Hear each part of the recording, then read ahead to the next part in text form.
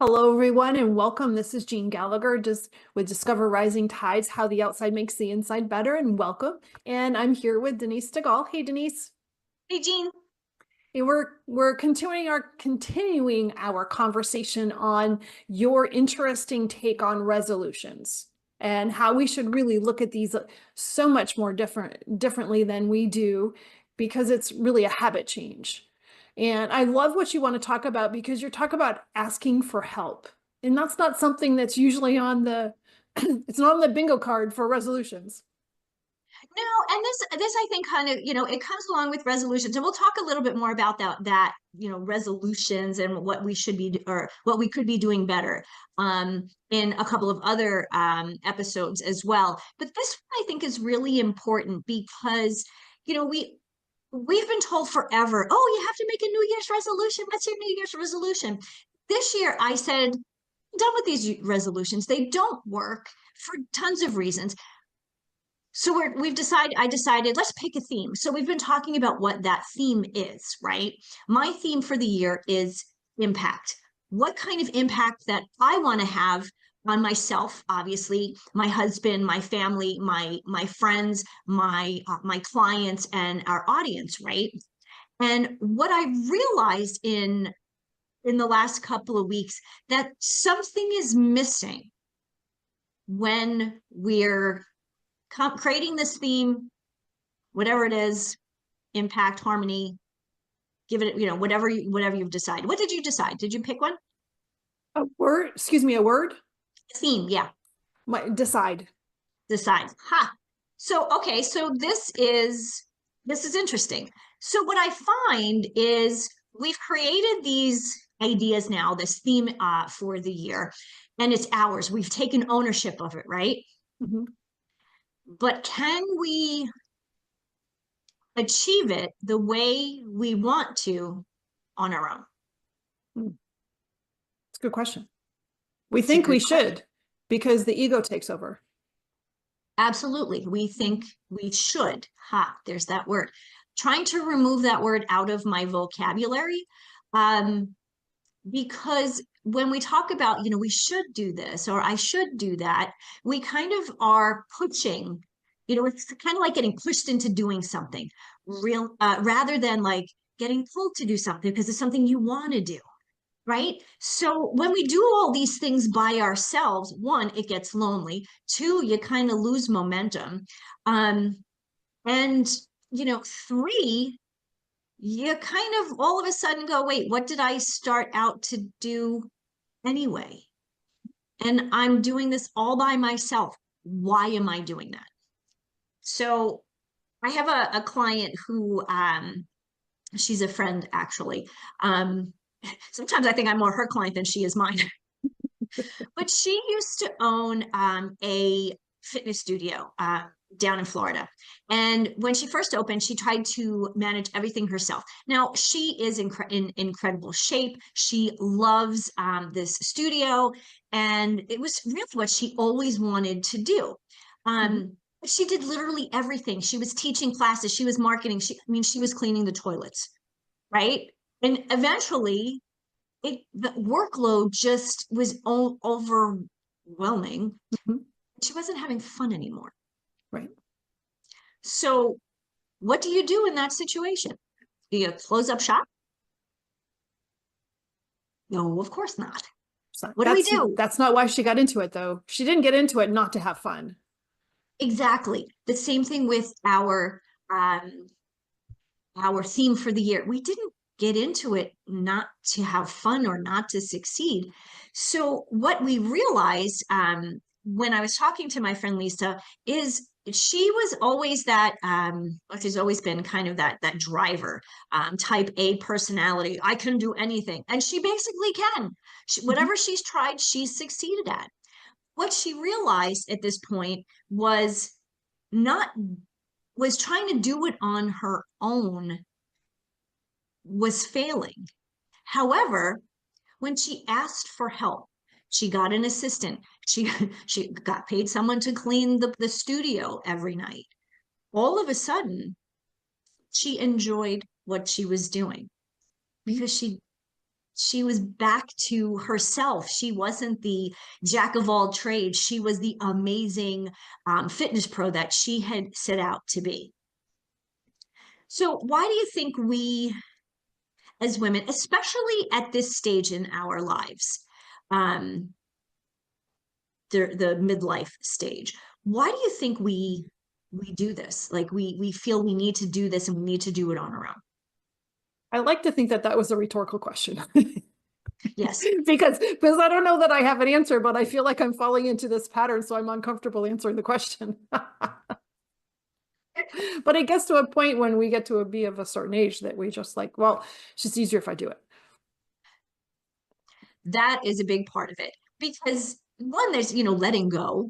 Right. A lot of times you think, yeah, it's faster if I just do this, but it's faster if I do this and faster if I do this. And all of a sudden now you've got 10 things that'll be faster. But if you had taught one person how to do one of them, you could actually focus more. So when we ask for help, whether it's, asking our BFF to support us, be an accountability partner, if we hire an assistant, oh, God forbid, right? How many businesswomen do we know say, oh, I don't really have the money to hire an assistant? Well, if they hired the assistant, they'd have more money because they'd be focusing on the things that were important, right? And let's be real, at this stage in life, energy can be an issue. I don't have the same amount of energy I did at 53 and 3/4 than I did when I was 20.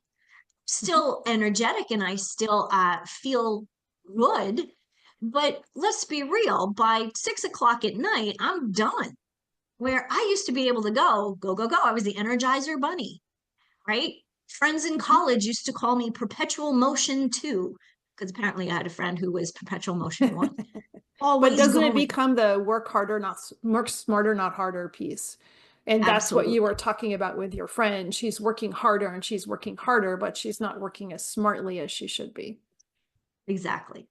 So this is the time when, whether you've made a resolution, if you did, I recommend stepping back and creating a theme for the year. If you've already created that theme for the year, awesome. But now it's time to think, who do I need to support me to make sure this happens the way I want it to? So Thank you. you're welcome. Last thought. Success. Please. Success is not a solo journey. It's about sharing it with others. What a great way to end that one. Thanks, Denise. You're welcome.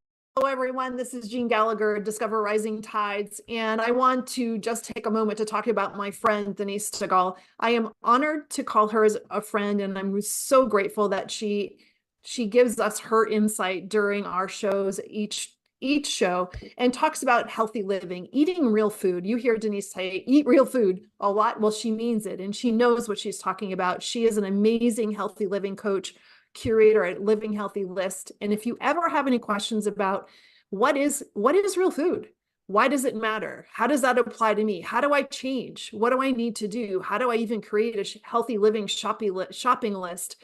Make sure that you call her. She is your healthy living coach. And you can find her at healthylivinglist.com.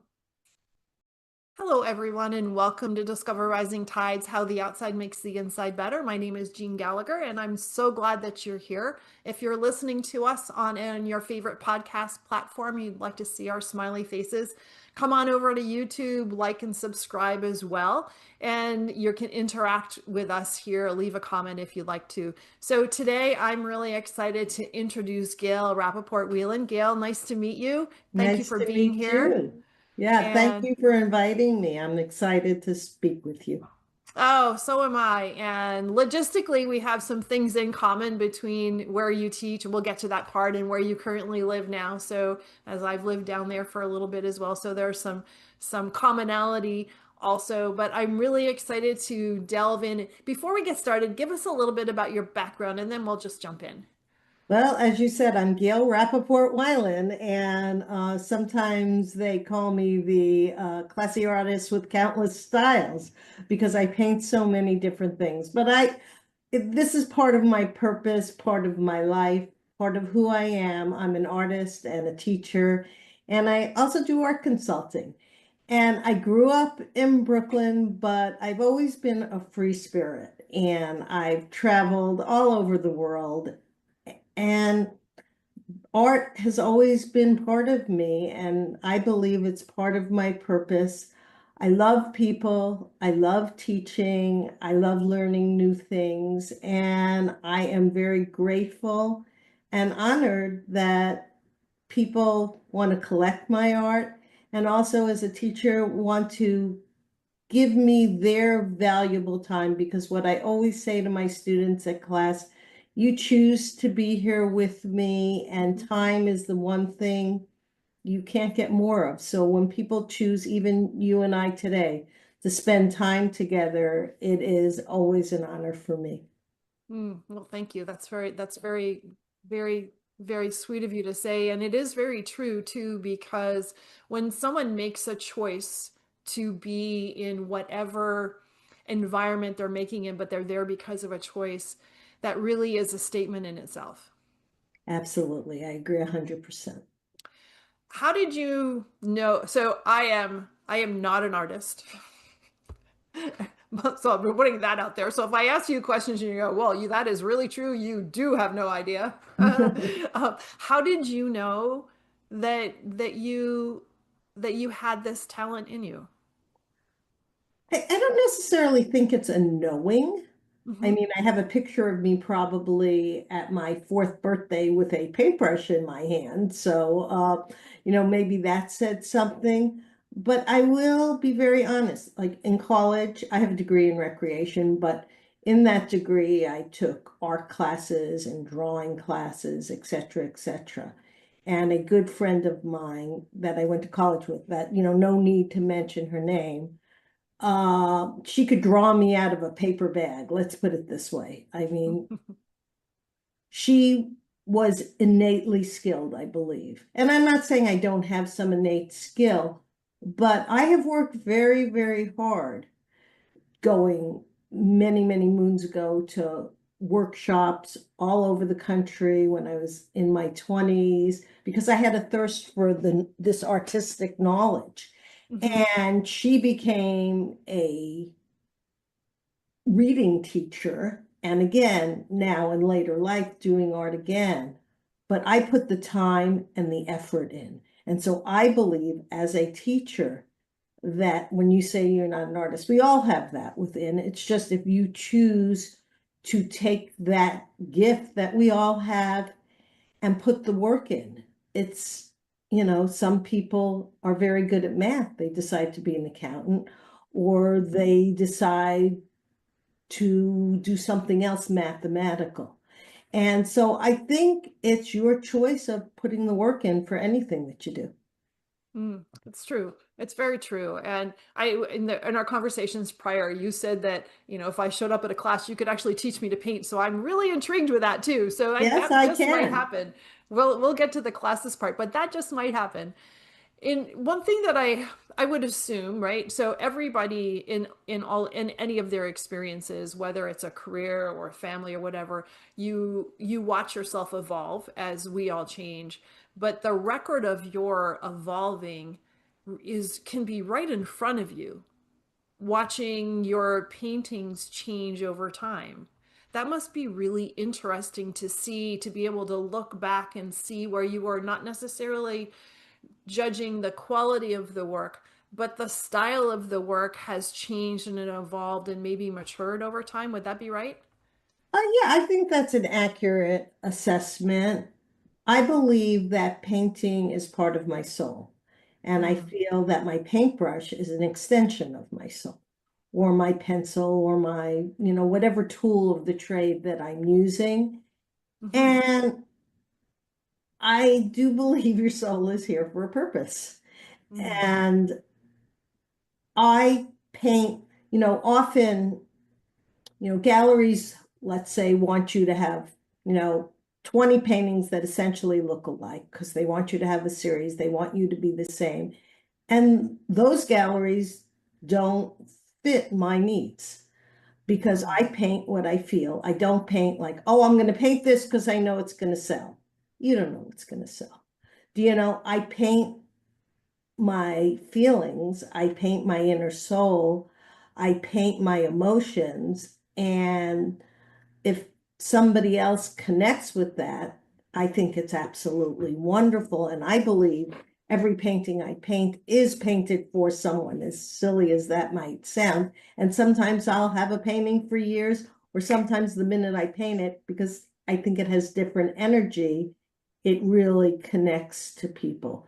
So yes, I change, but I also, because I teach like birch trees, the joke is I can paint those with my eyes closed.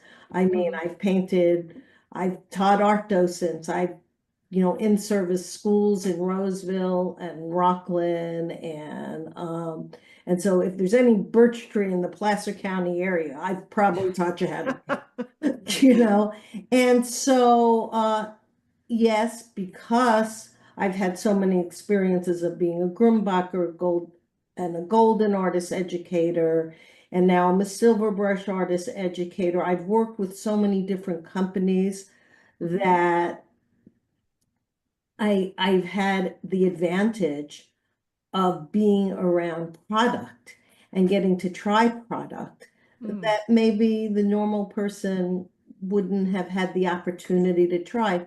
So my paintings change because of that reason also. And, change is good. It's just like when Joni Mitchell changed. Nobody wanted her to change, but the people that are surrounding you may want you to change or not change. It kind of depends. But then again, you fit where you're supposed to fit. Well said. Well said. And so has your medium changed? I would say that I'm predominantly teaching watercolor. That was my first. I do teach some mixed media, like you'll see in my classes. There's a mixed media sampler class coming up. And so now painting for myself, I generally do more acrylic mixed media, but I would say that I'm teaching more watercolor. Because it's interesting. It seems like people want to learn more watercolor, but people want to purchase more acrylic mixed media, I find. Why do you any idea why that is?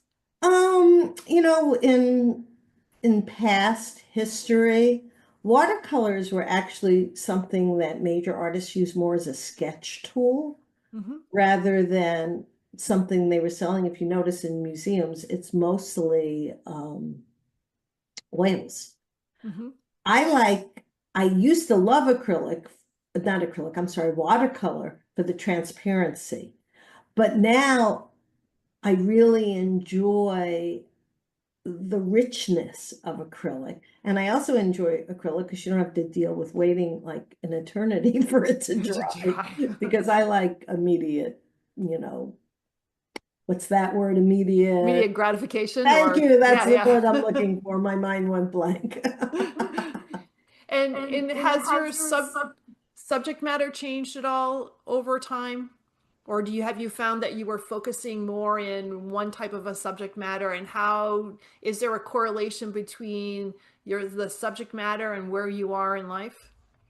Well, this does, segue into me painting angels. Let's talk Angels about that. always showed up in my work. And if I could stand, Sure. let me grab something. So this piece, okay, this is not clearly an angel. It's called My Body and Soul, but you see the kind of gargoyle thing in there?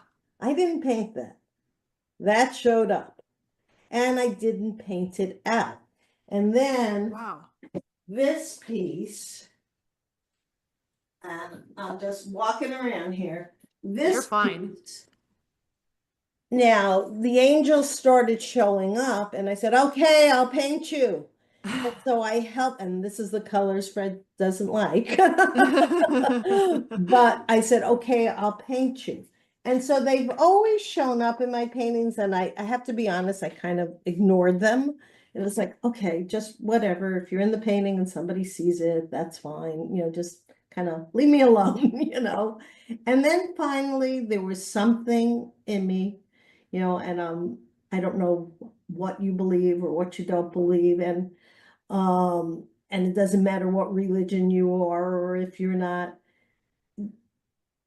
I just felt like at all hours of the night, I just had to paint angels. I mean, I just had to.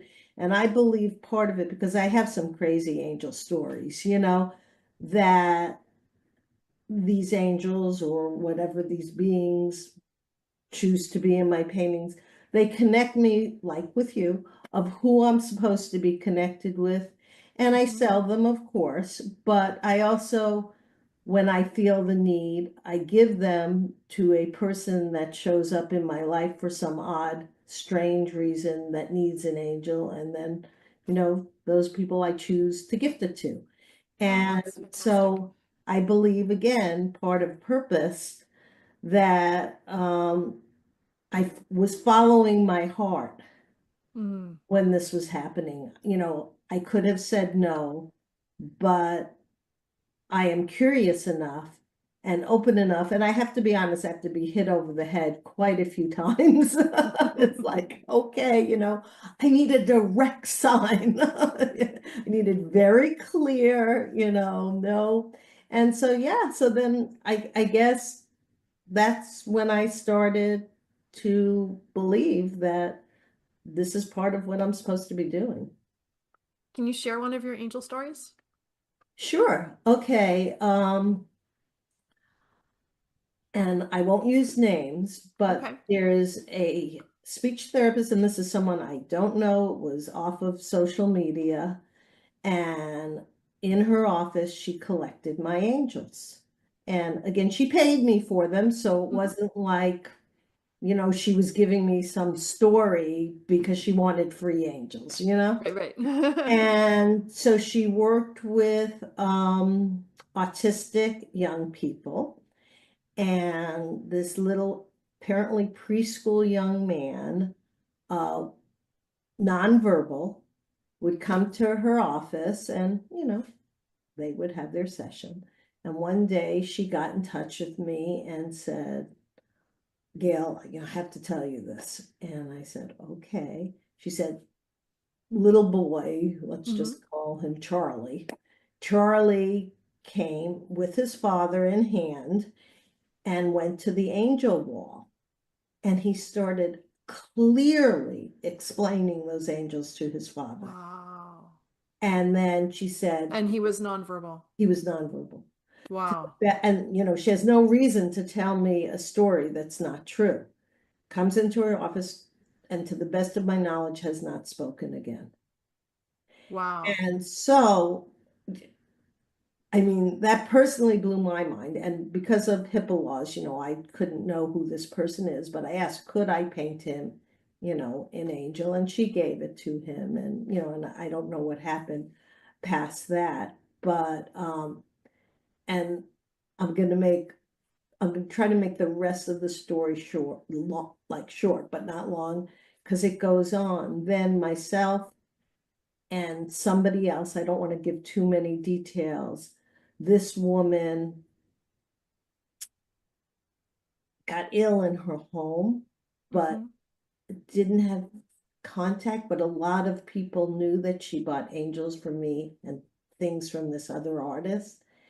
And we worked on finding who she needed, because these people kind of asked us because they knew of the connection.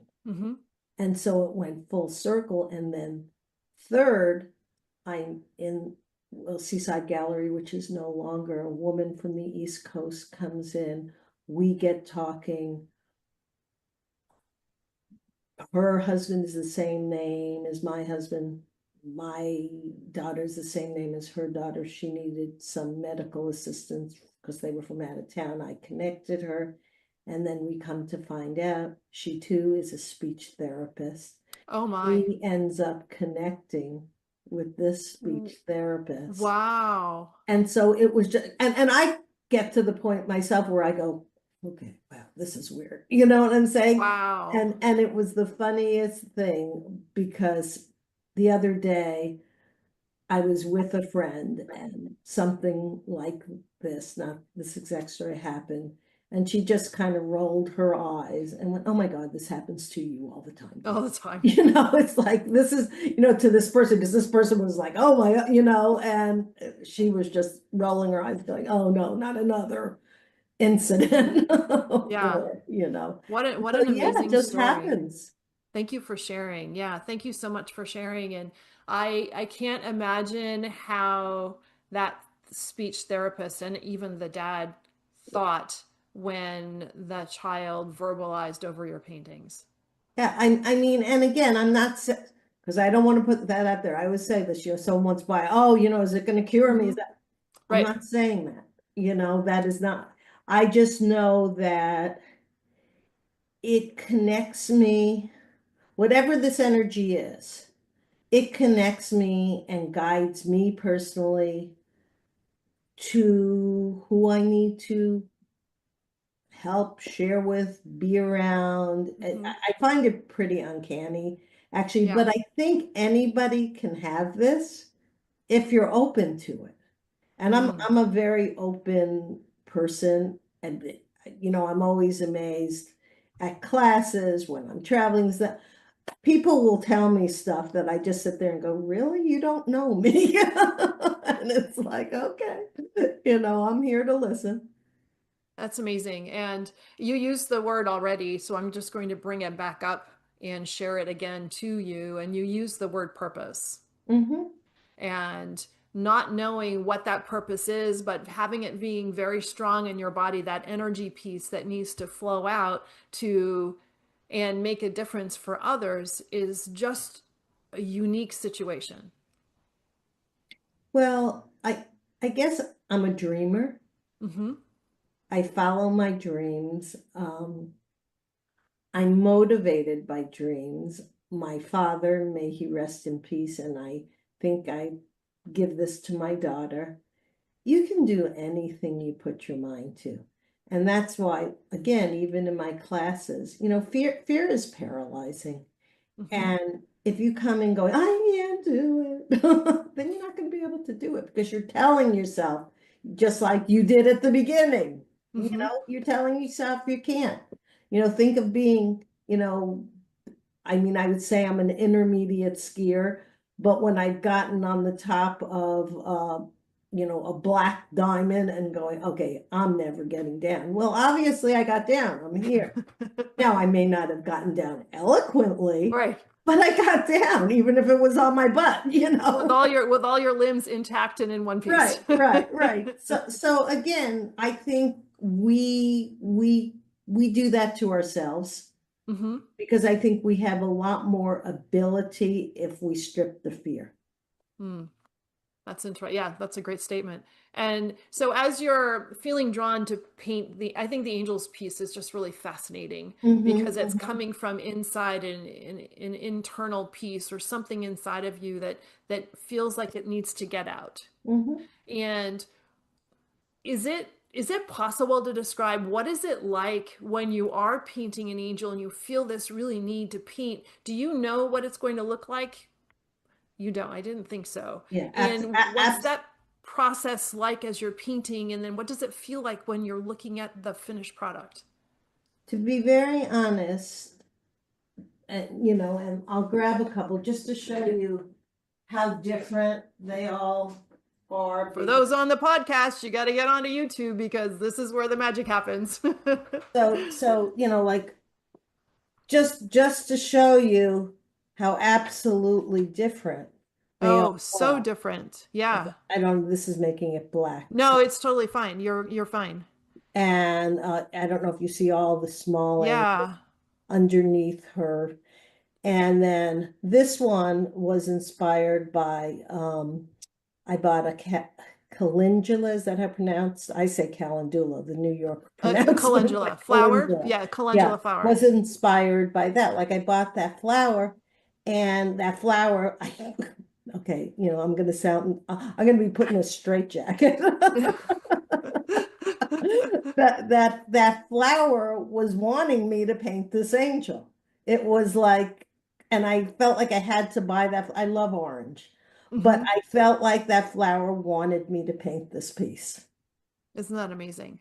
And this was a painting under it that I hated the painting, disliked immensely, I guess is a better word. And again, all these little angels underneath this, maybe mother angel, Hmm. uh, they just showed up. And so again, no, I am clueless as to what they're going to show up. And in most of my abstract type paintings, you they change, and I think this is with any artist. There's like a love-hate relationship with your art. I, Hmm. 1 minute it's working, 1 minute it's not working, then I just paint over the whole thing and say, okay, I hate it. And then paintings, honestly, that haven't sold, if they're with me too long, they may get it.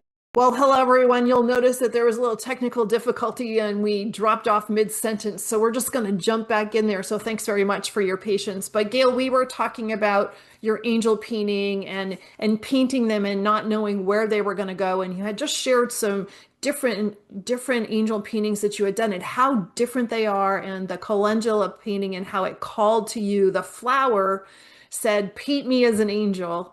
And I think it's fascinating that there's this internal communication that has to escape you onto your medium and come out as an angel. And what does it, when you're done and you mentioned too that you're painting and it's not right and you've painted all over and started again, but once you're at that finished product, are you surprised? Um, Maybe sometimes, and then there's even things, because I mean, in my studio alone right now, I probably have 150 paintings. Hmm. And am I surprised? There are paintings that I go back to because people say, "Oh, teach this class again," and I'm not a robot, and I'm also very transparent, and it's like I don't remember how I did it. Uh-huh. I'm not sure where I would begin. Like, and I'm not saying, like I said, birch trees I can paint with my eyes closed, but there are certain pieces, it's like, again, even in class, I'm painting from here, Hmm. unless That it's, inspiration piece. yes, unless it's a certain class that is a very step by step, Hmm. people are tracing the piece. It's just, it's the same over and over again. But even that, it's never exactly the same Hmm. because your mood, your feeling, did I have a fight with my husband before I showed up at class? Hmm. Did, I mean, I am the type of person, and I think I told you this when we spoke, that I had broken my back swimming with dolphins, Hmm. and I have a very good work ethic. And I was in a brace from here to here. And it had only been about a week. So I was in a fair amount of pain. And it's 5 hours from Pismo to Rockland, with not a lot of stops. And we were driving for about an hour to get to class. And I was in pain. And I said to myself, we may not make it. And then I Hmm. got like to a certain way, and I went, okay, go. We're not stopping. It doesn't hurt. We will get. And I taught in a brace with a cane, and I have a lot of veteran students that have been with me, for 35 years. And like, I can't believe you're here. And it's like rain, snow, sleet. You I'm and the there. mailman. Yes, yes, I am the art mail person. And so let's talk about the classes a little bit. And what's it like teaching adults? Is it I love different? it. Yes, it Hmm. is. Because I have taught children, I have in my recreation degree, I have an emphasis in special education. And I have, like I said, in service by myself within the classroom, K through 12, and gone in the classroom. children are darling. Mhm. Young adults are darling. Adults want to be there.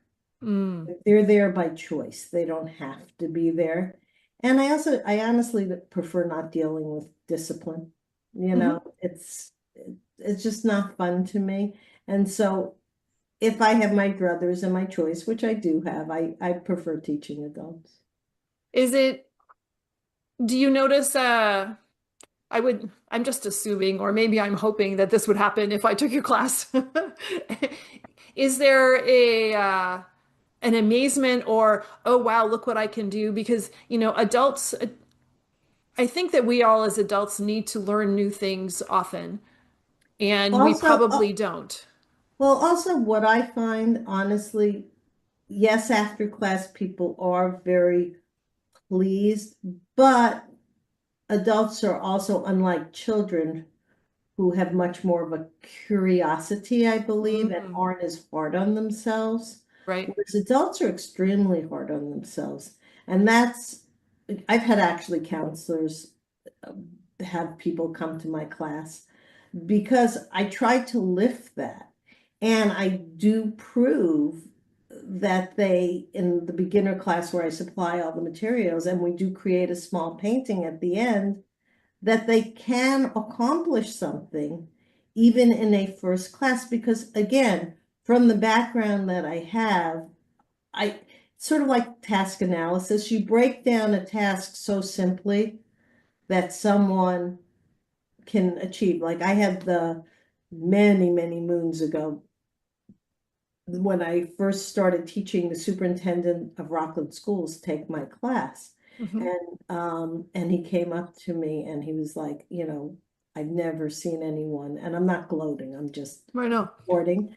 I've never seen such a good teacher. And he said, do you know that you do direct instruction? And I'm sitting there going, no, what's that? So again, I think some people can teach intuitively, and I Mhm. am one of those. Just because you can ski well, just because you can paint well, just because you have expertise in a school doesn't mean you can teach. I think Mhm. teaching is a gift. I think not everybody has that gift. Mhm. And I think that gift is very difficult to learn. Yes. Yes. Well, it has to be nurtured. Mhm. But there's that, then again, I would also think too, we're talking about your paintings and the inspiration that comes in order to, to get things onto paper, if you will, or canvas, that intuition of teaching, there's an intuition piece there that happens as well, because I would think that even though the content is similar from a beginner class to a beginner class, how you go about that has to change a little bit with the dynamics of the classroom. Oh, absolutely. It's just like it's called differentiation. Hmm. You and especially 'cause a beginner class, sometimes I'll have 28 people.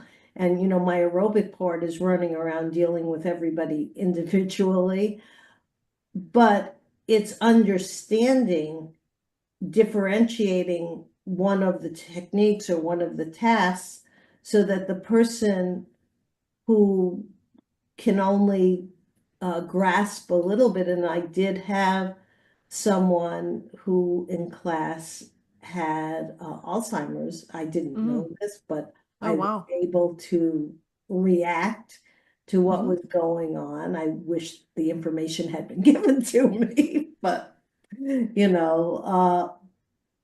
she did beautifully, myself understanding that no, she wasn't going to be able to do the 16 steps. But if she even did for her 2 steps, that was a success. And what is Exactly. success? Success is different for every person. Mm. And so what's popular nowadays is a paint and sip class. Which I've been Which, asked to which do. I Not just my wanted to favorite. kind of touch on that because I know what you're talking about is totally different. Totally different. Because the paint and I haven't participated, but the paint and sip class is basically everybody's painting the same picture, and it's very very rudimented in paint this here. So, um, how do I put this? Not that Any way you like. not that sometimes I don't do the same picture with everybody also, which Sure. could be compared to that. But the difference is I think people that are coming to a class are looking for something different than people that are coming for a social event. Hmm. And I also, obviously, in a college course, people aren't partaking in party items, you know, and I think that too changes the dynamic of the class. And again, I'm not saying it's bad. There's something for everybody. That Everything is different. You're right. right. That But that you're is giving what. more instruction of hows and whys, and there's the teaching aspect of the art. Well, I'm going into more depth. Hmm. And so, for instance, in a beginner class, the first 45 minutes, you think you're not going to paint because I'm going over a material list. So Hmm. that when you walk out and then you want to come to another class and materials are not provided, you walk in as an empowered purchaser Hmm. to Michael's or Silverbrush on the internet, or where you're buying your things.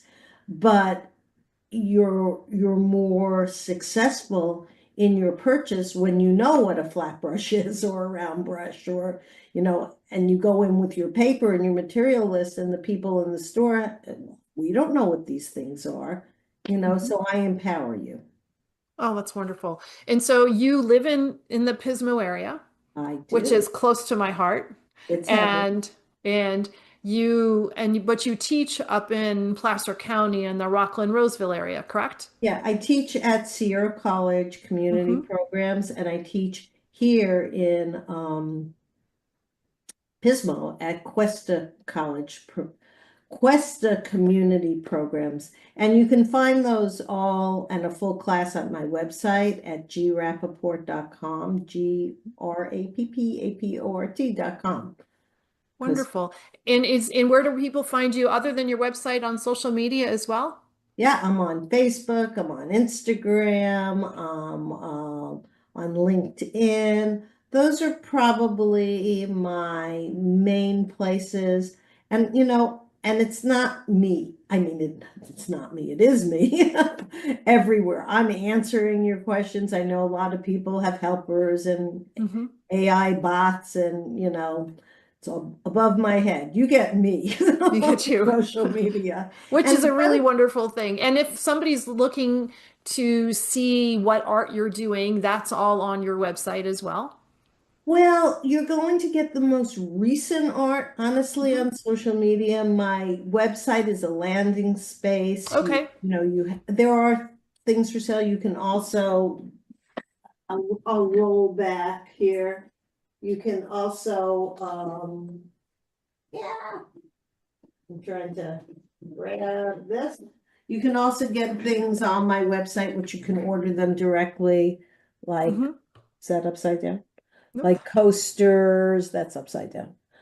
And they're really nice coasters, and Oh, they really nice. Yeah. they come with a holder, and those things, I don't even know that you're buying them. You just click and buy. And Perfect. but as far as buying paintings, you can't buy them off of my website. You have to deal directly with me. I know paintings have different price points, and I have a large price point. So I do payments with a lot of people too, Oh, wonderful. because it makes it comfortable. But Makes I have, greeting cards that start at $7, but I have paintings that go up to $4 or $5,000. So, I like there being something for everybody, and Mhm. I want art to be reachable. I don't want it to only be for an elite population. That's wonderful. And I appreciate that. And I encourage everybody to take a look at your website. And if you're in the Placer County or the Pismo area and want to take a class in person, um, sign up. The information is on your website. And I thank you so much for sharing and sharing your stories and giving us sharing your art. It's been wonderful conversation. Well, I will let you know, just last point, that Yes. if you're in the Pismo area, if you call me, we can make an in-person appointment to call, email, message to see my studio. Or I also, and I do them for people around the world, I do virtual tours to my Oh, studio. wonderful. And again, I am an art consultant. So if we do a tour and you say, I need something over my couch over here, what can you suggest? And we FaceTime and I help you with that also. And I work with realtors and all different kinds of people to, fulfill your art needs. So I love what I do. I feel that art is energy. I'm a pretty high energy person and I love sharing that energy with all of you. And thank you so much for doing this podcast. I appreciate it and I'm grateful. And you were lovely to talk to. Oh, thank you, Gail, so much. My pleasure. Thank you so much for listening today. Today's show is sponsored by Seaside Solutions, my financial services company. As a business owner, it's easy to be pulled in many different directions, and often taking care of yourself plummets to the bottom of the list. For me, I find myself outside to reground. My time outdoors helps me manage my day more effectively and be more present for my clients. Through this, Discover Rising Tides was born. At Seaside Solutions, we truly believe that education is the foundation of financial wellness. Our primary focus is to provide guidance that is designed to help you achieve your long-term financial goals and visions. Working with a plan allows space for doing more things that you love, like being outside to make the inside better. If I can help you create or realign your plan, or if you would like to be added to my weekly newsletter, please let me know. This week's topic was 5 ways to set more achievable goals. Your referral means the big, beautiful world to me. And if I can help, please let me know. And thank you so much for listening and see you next time.